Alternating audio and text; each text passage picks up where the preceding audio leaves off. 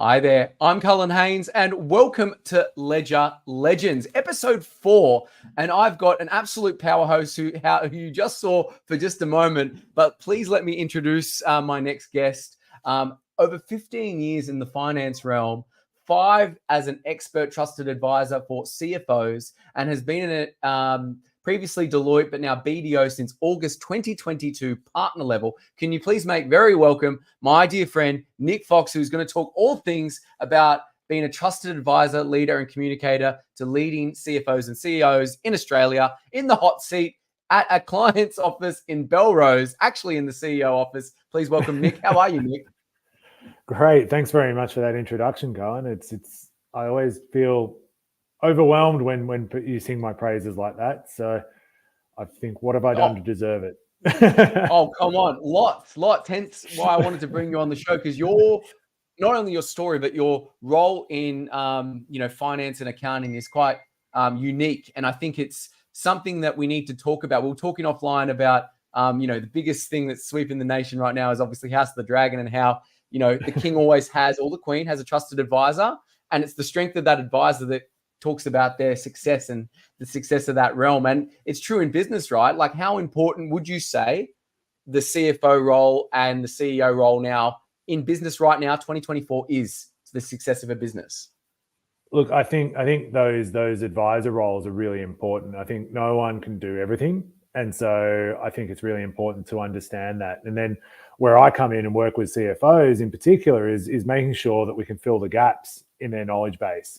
So not everyone can know everything. So it's how do you make sure that you can actually help them with that? And that's where, again, you talked about the CEO-CFO relationship, making sure that the CFO is always complementary to the CEO and making sure that they understand how to add value. And that's a really big thing that we look at nowadays. No, I love that. And I want to talk about what is happening in your world in particular, in a nutshell. What's going on? Right now, I'm acting CFO at a client, and that's why I've usurped the CEO's office. So out there have taken that over and sitting here managing some of the business, but also trying to still talk to our other clients, make sure that we're still adding value, and also driving forward a program that we've called the evolution of the CFO to the Chief Value Officer. So again, you'll hear me talk about value a lot. It's all about adding value. And please, anyone watching, this is live. This is happening right now, Wednesday, the 10th of July, Eastern Daylight Time. Any questions, we're beaming on YouTube, LinkedIn, Facebook, Twitch, TikTok, and Instagram Live. Put them in the comments. I'll bring you up like this. Here's my persona in Twitch with a question. Thank you, Calbang, an old uni name. But please put them in, and I'd love to bring it out. But Chief Value Officer, I was stunned when I was talking to you offline about that. Can you tell me where that was born and why that role is going to be so important moving forward for companies? So it actually was born out of a partnership between the ACCA, which is a peak body for accountants, and BDO globally. And we did a number of global roundtables with a huge amount of CFOs, with the hypothesis that there is an evolution of the CFO role to the Chief Value Officer. And where we've gone with that is effectively we see the CFO becoming that Chief Value Officer, but it's not a fait accompli. You've actually got to understand that there's a lot to do here. And it's about that broadening role of the CFO and making sure that the CFO is fully equipped across all different areas of the business to understand and add value. And part of that we talk about is finance teams and finance members getting involved in the business. So if you're working in a factory, actually going down on the office floor, on the factory floor, and understanding how the widgets are made. If you're in a retail business, hitting the retail floor, understanding how products sit on shelves and then it's purchased and what the flow is there. So it's understanding what your users are actually after, and that's how you add value. No, I think that's important. I know in my early days, even when I first got my first job, I think it was Big W back in the day. One of the best managers I knew would always be at the front door talking to customers as they walked in and as they left, and always on the shop. I never saw him in his office. Kevin Turner, if you're watching, well done. 20 years ago, I think. But I think that's where you get the insights, right? Face to face, belly to belly, the cold face, feet to the fire. Because if you're in the lofty office in the high tower, you're not going to get those insights. Yeah. I think you've got to understand what the business actually does. You've got to understand what your stakeholders are doing. You've got to understand how it operates. And Cullen, I'm gonna give you a plug here, but you get to understand what your clients do and how they operate and how it's different. So I'll give you a plug back straight away to say, thank you. it's but walking in my shoes, like, make it easy for me. Don't tell me, that's.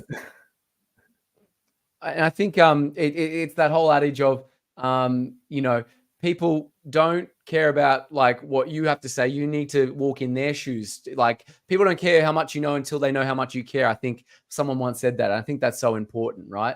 But would like to ask you this brain teaser. I know it was hard to think of it. How would you explain your life right now and up until this point using just film titles to keep it nice and light and fun? Yeah, I was thinking about this one. It was. I actually mentioned before, maybe it was a bit disturbing what I was thinking of, but one of them was waiting. I felt like that was kind of how my life felt a little bit sometimes, but and then for some reason, Saving Private Ryan came up in my mind, and I was like, that's really weird. So. I couldn't tell you why they were the first ones that popped up. Maybe it's because I watched it recently. So it's Waiting and Saving Private Ryan. I think those are two. Yeah. We've never had those before. Two originals just for Nick Fox right now. Yeah. And maybe that tells you a bit about how my mind works. No, definitely. And we're already getting some engagement happening through. Put your comments in, guys. And thank you for tuning in. Brought to you by CA Home Loans. What sparked your interest in being in the accounting realm and a CFO advisor? I'd love to get your thoughts, because it's not something I come across very often, especially the role you've been in for the last 5 years. Yeah. No, it's how I actually got involved in being an accountant was almost by mistake. So I finished uni and decided to become a ski instructor, actually, and then then moving from continent to continent and chasing winters. I thought it'd be a good idea. I can tell you, when you go skiing, it's much nicer being a client these days than being an actual employee on the field. So it ended up changing, and I got into accounting through a friend of mine, and it just happened that I got into accounting at the beginning of the GFC into insolvency accounting. So it was all the right time, right place, and then it's moved from there. So the insolvency accounting got me a good grounding about how business works, how you understand, we talked about adding value. But you're obviously always working with companies that are in distress.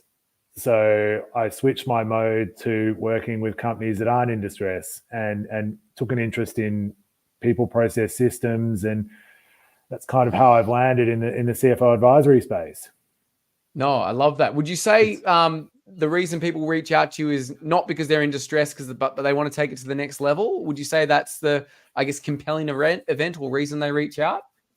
Yeah. So they're not necessarily in distress, but they don't necessarily think everything's humming, or they have a reason to reach out. So they want to take it to the next level. They want to move in. On the series we're doing, the Chief Value Officer series, we've gone through and talked about AI and communication, but AI is that sort of next level, and so people are interested in what we can do there in terms of finance. So it's been that's been part of the interesting journey there. But you're right, people reach out for any number of reasons. Generally speaking, though, there's a trigger point. I'm just happy it's not in distress, because that's tough work. No, prevention is better than cure, right? And it's much easier, and it takes less time. It's so true.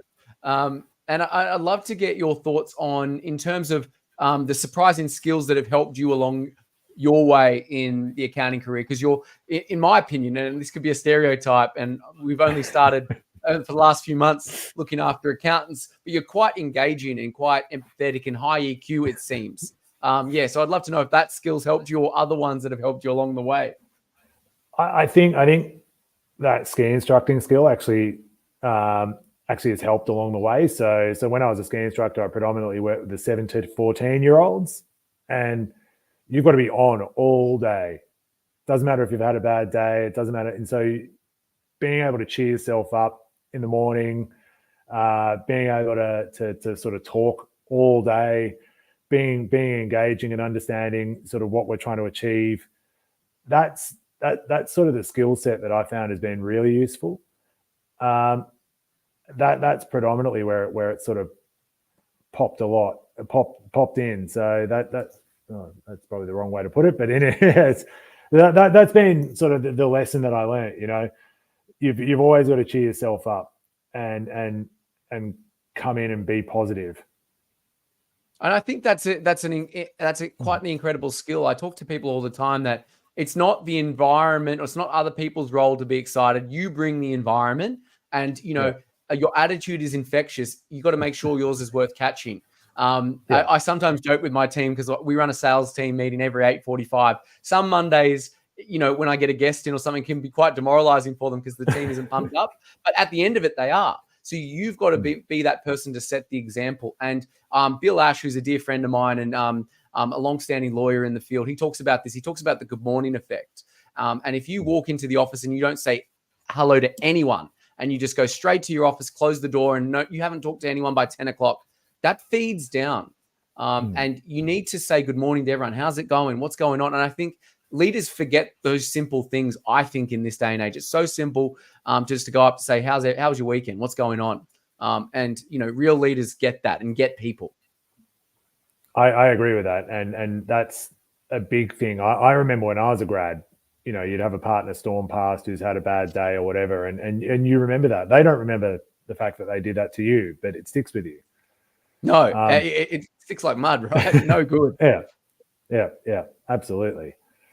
I think from that perspective, there was always, when you're a ski instructor, you find out, like, when you smile, people smile back at you, and when you say hello, people usually reciprocate, right? It's the natural thing to do.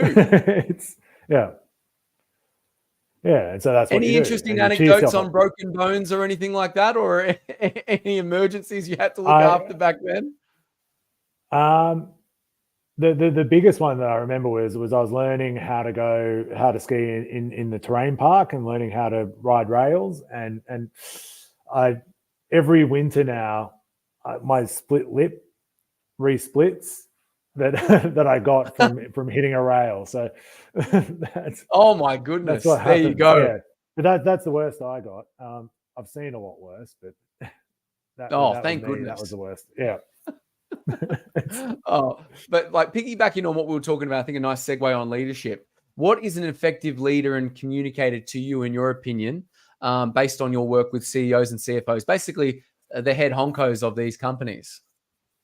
See, I find, and I'm still always learning, I think, as we always are, but I think the best lesson I had, or the best communication lesson I had on this, was effectively, I'm not only responsible for message sent, I'm responsible for message received. So if I say something to you, or I send an email to you, it's really important that that I make sure that you actually understand what I'm asking for or I've sent you. And it's not your responsibility to interpret what I'm saying. It's my responsibility to make sure that you understand. That's a good point. I think so often you say things once and you expect people to land, or it lands, and then you get frustrated that it hasn't. And that's not on them, it's on you. Good point. Yeah, and that's you're responsible for both sides of that. Because the amount of people I know who I say, oh, can you have a chat to this person or let them know something, and they say, well, I sent an email. Great. Have you? That's not completing the job. Have they actually received it? Have they understood what they need to do? So what would you, teasing that out a bit more, what would you think are maybe like 2 or 3 things people can do to make sure those messages are received? Is it having a coffee? Is it taking it offline? Like, email's great, but what should people do to make sure things land? And I think this goes back to, I've got a book up here, Ken Blanchard's sit 1 minute manager. I think this kind of goes into that, making sure people understand when things land or not. I think from my perspective, and as I said, I'm still sort of managing my own learnings here, but I think from my perspective, it comes down to it's maybe asking for clarification. Do you understand what I've asked you or what I've sent you? Little tricks, like my dad always taught me that if I don't tell you my timeline, you're going to work to your timeline. So therefore, if I don't go, hey, Cullen, I need this thing by Friday, but we actually need to get it to the client on Friday, I need time to review it. So you need to get it to me by Thursday. And we need to make sure I've got time locked out on Friday to review, or some time to go back and forth and do what we need to do. So it's expectation setting. So it's actually taking another step further, not saying, hey, this is due to the client on Friday and expecting you to understand my timeline. It's actually expressing that. So it's being a bit more detailed, but giving you the respect to say, hey, if we're going to do this, we need it done by X and we need to go back and forth on it or that. So that's my takeouts. I'm still learning. I'm still working, still trying, still failing. No, I think what you've done there is a great nugget that people can walk away with. And I think it's called Parkinson's law. People will do a job in the time that they give themselves to do it. So we all know back in college and high school, you had till 30th of July to do an assignment. You're pretty much going to put it off until the 29th of July, the night before, right? So I think it's important you set those boundaries with people and let them know what you expect. And there's a tactful way to do it. But I just think that's lost as well in the current era, where you just think people are just motivated machines like you and they're just going to get it done when it doesn't. And that's where that frustration and tension happens. So great points that you're making there, Nick. And on that tension, that frustration at the end of the day, how do you unwind at the end of a tough day at work?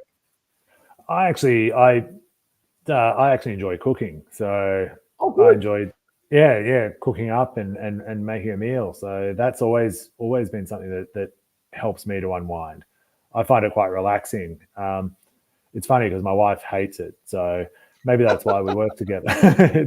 That's good. Are you a natural cook, or you use HelloFresh or Marley Spoon or something? Like you go from scratch? So on the weekends we'll do stuff from scratch, but during the week we actually do use HelloFresh right now. Me too. Self-confessed. Yeah, but it's easy. It's sort of what it does is on a weeknight it gives you variety without having to think too hard, and I think that's important too. So you do get to cook, you do get to do what you need to do. You follow a recipe, but they give you everything you need. So I find it works quite well for us.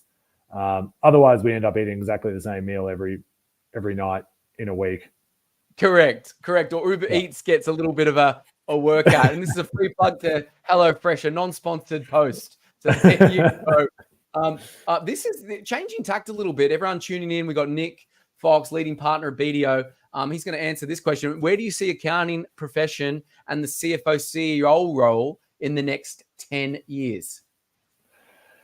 I see accountants moving from, and this has already started, but I see the move from being effectively the scorekeepers to being the future value add advisors. And to expand on that, I think I see, automation, AI playing a massive role in the day-to-day processing. But then I find where we're going to add value is through looking for deep analysis and the thinking side of things. So that's where I see the profession going.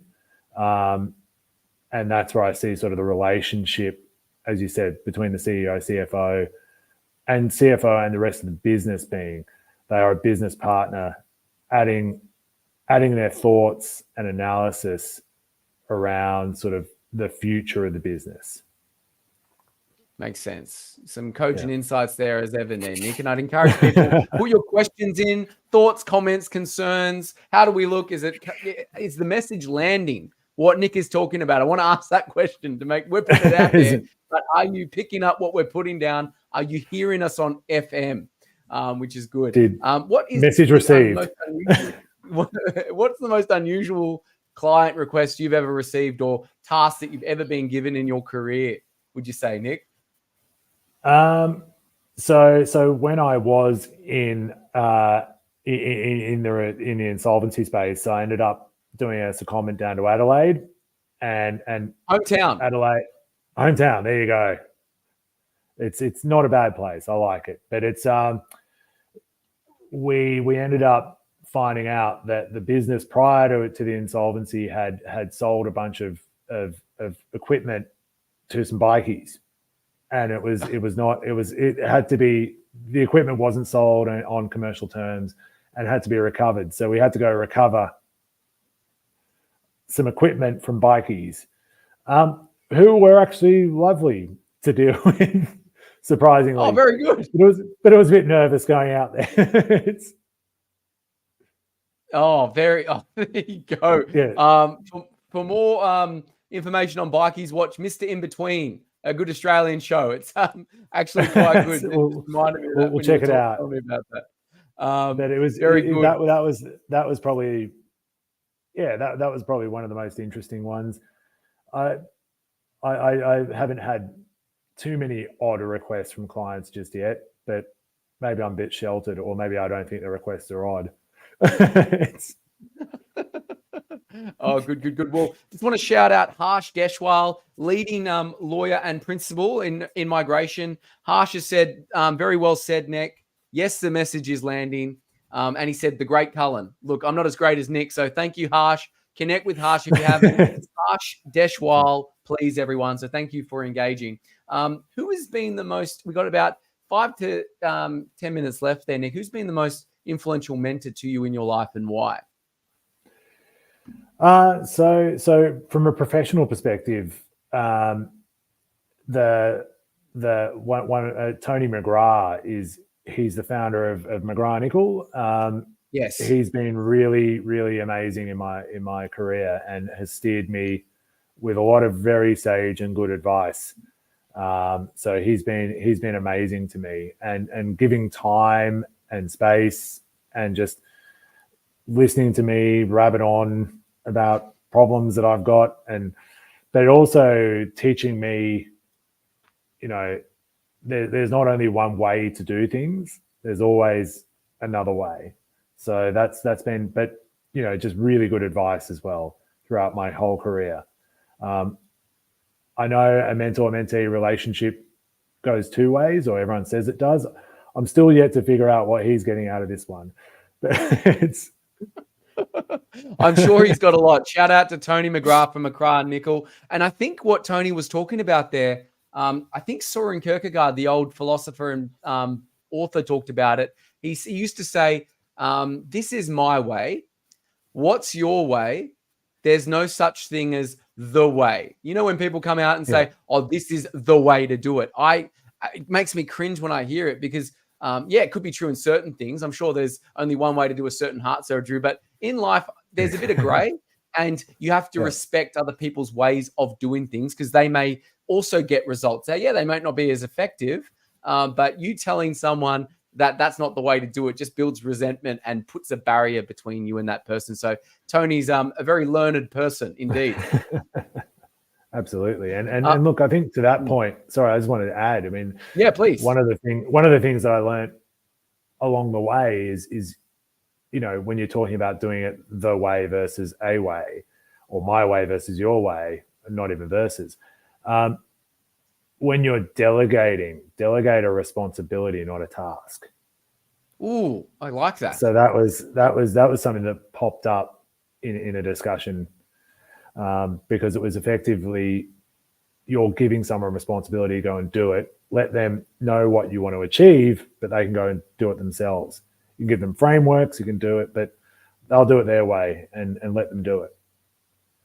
Okay. And that was Tony who told you that once upon a time, Nick? It wasn't Tony, but it resonated from everything that he'd said. Well, I'll put it in there. Delegating a responsibility, not a task. I think words of wisdom. I can already see the minute-long video that's been pushed out to people engaging on that. A lot of gems there. Getting to the end of the stream, what would you like to see change in accounting, or your role in particular, or the CFO role as it were, Nick? I think in accounting, it's accountants not being seen as the sort of boring guys sitting in the corner who are guys or girls, I should say, Yes. who are quiet introverts. I think we've got to take our place and show value, and how do we actually do it? So that's what I'd like to see. I'd like to see that sort of thought. But when I talk about that as well, it's like, think about communication. And yes, we're introverts, or typically, that's how we're seen. But how do you actually manage that?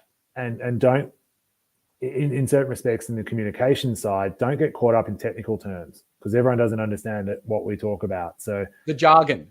Yeah, get rid of the jargon, speak plain English, understand who you're speaking to. Everyone understands you're smart. You've made it through. You're an accountant. Good work. Let's cut it.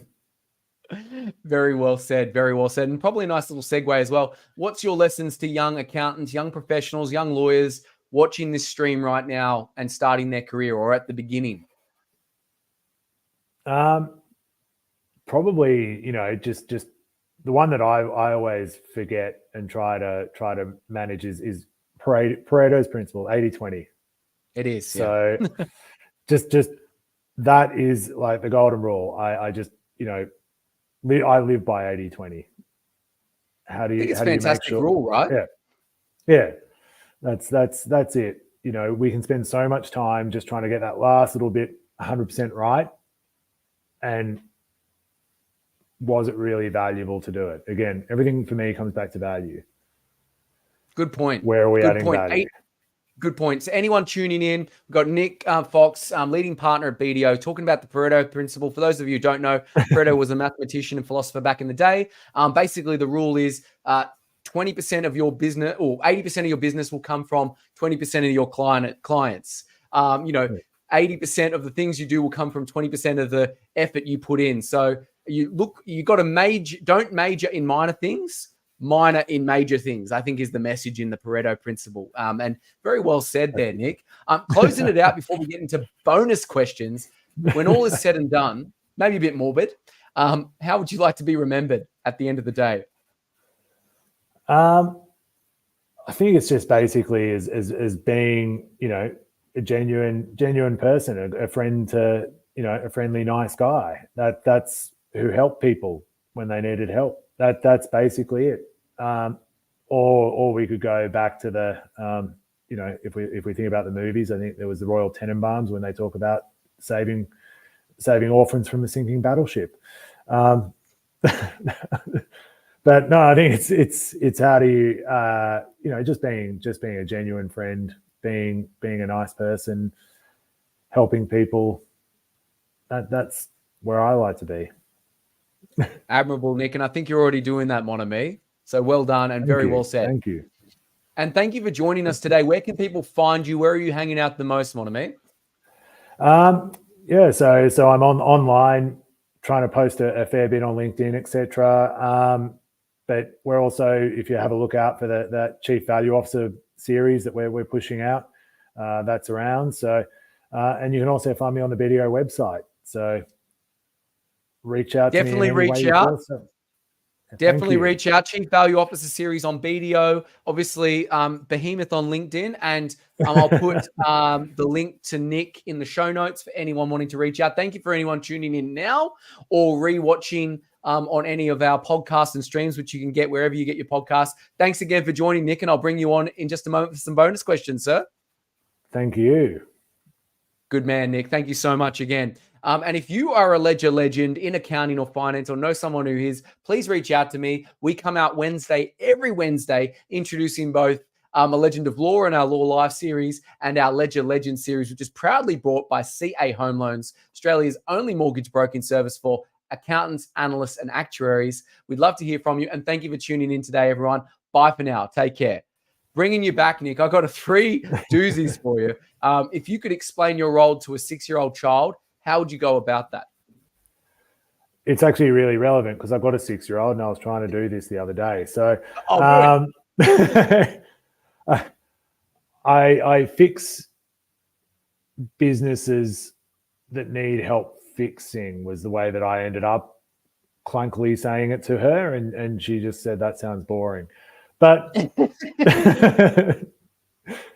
so that's how we got it. From the mouth of babes, it's always biting, but I think it's as honest as it can come, right? Very good. Yeah. Very good. If you have one or you had one, how would your pet describe you? We used to have a dog, and I think he described me as comfortable to sit on. Oh, very good. And this is I've said this many times, but used to study physics. So I'm big into like quantum physics, multiple realities, and going back in time. If you could give yourself advice at any age, go back in time. What age would you visit yourself, and what would the specific advice you'd give young Nick Fox be? Oh, I'd probably go back to sort of my mid-20s, and I've always suffered from imposter syndrome. I think a lot of people do, but the advice is pretty simple. You're not here by mistake. So that's been a big piece of advice for me. It's not a mistake that you're here. You're not here by mistake. You know, don't sweat it. They're not going to discover that you're here, that something's wrong. I love that. It can be both bigger meanings to that in your overall life, but also show up, and you've got a seat at the table, claim it. I think that's so important. And too often it's the most successful people around us, like yourself, that probably have that imposter syndrome because they're always trying to top their previous achievements. So if anyone watching, you deserve to be here. I love that. Exactly. Yeah. Exactly. Nice one, Nick. Nice one. Well, that concludes our Ledger Legend stream, episode 4. Thanks for joining there, Nick, and looking forward to doing this again sometime, my friend. Absolutely. Thanks very much, Cullen. Pleasure to be here. Pleasure to be here. Absolutely. Bye for now, everyone. Have a wonderful and euphoric and superb Wednesday. Take care.